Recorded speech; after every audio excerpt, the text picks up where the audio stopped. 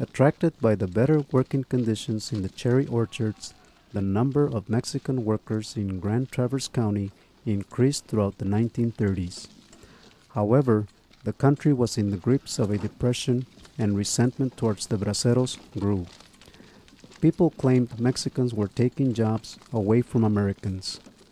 In major urban centers like Detroit, Mexicans were forcibly rounded up and repatriated to their homeland.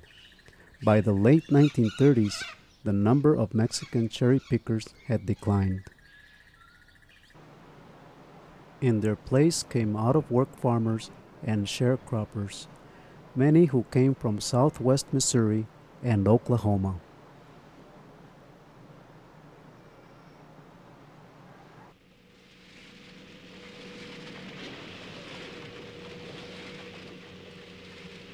During the Second World War, cherry growers again experienced severe labor shortages.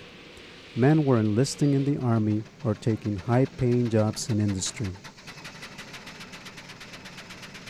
Growers were desperate for cherry pickers.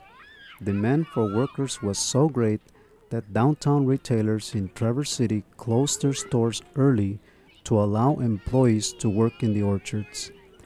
Auto worker families from Detroit and Flint took working vacations picking cherries while factories retooled in summer.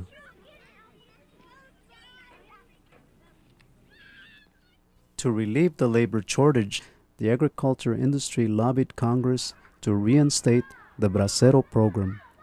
In 1943, legislation passed, and soon the sugar beet industry was back recruiting Mexican workers called betabeleros from South Texas. The Bracero program, which was supposed to be a temporary program, continued not only till the end of the war in 1945, but it lasted for 20 more years.